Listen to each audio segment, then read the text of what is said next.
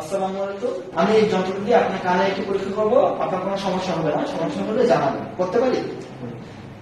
এই যন্ত্রটি আপনার কানের পিছনে ধরবো, আপনি শব্দ শুনতে পাবেন। শব্দ যখন বন্ধ হয়ে যাবে হাত তুলবেন। আবার আপনি কানের সামনে ধরবো, শব্দ শুনতে পাবেন, যখন শব্দ শুনবেন হাত তুলবেন।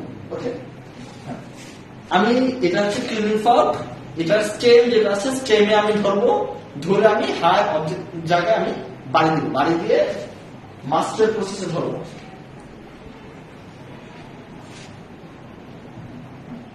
আবার ঠিক, তাহলে আমাকে সহযোগিতা করার জন্য ধন্যবাদ। এরপর হচ্ছে বলতে হবে যে এয়ার কন্ডাকশন ইজ বেটার দেন বোন কন্ডাকশন, সো ইউ জাস্ট ডান। এরপর আমি আবার অপোজিট সাইডে যাব, যে অপোজিট সাইডে সেম ভাবে বাকি প্রসিডিউর কমপ্লিট করব। সো দুই সাইড করতে হবে। ধন্যবাদ। এটা হচ্ছে ওয়েবার টেস্ট।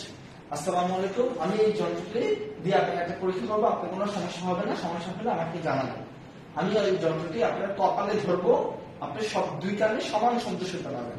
যদি কোনো কানে বেশি শুনতে পান, যে কানে বেশি শুনবেন সেই দিকে হাত তুলবেন। ঠিক আছে? টিউনিং ফর্ক আমি স্টেমে ধরলাম, ধরে হাত জায়গায় স্ট্রাইক করলাম, করে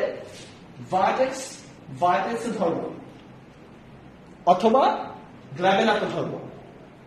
সো ভার্টেক্সে ধরলাম, ধরে দুই কানে সমান শুনতে পাচ্ছেন। আমাকে সহযোগিতা করার জন্য ধন্যবাদ। ঠিক আছে? নিচে আসসালামু আলাইকুম। আমি এই যন্ত্রটি দিয়ে আপনার পায়ের পরীক্ষা করবো, আপনার কোনো সমস্যা হবে না, করতে পারি? তারপর হচ্ছে আপনার উঁচাটুর উপর বসবেন, পা ঝুলিয়ে বসবেন।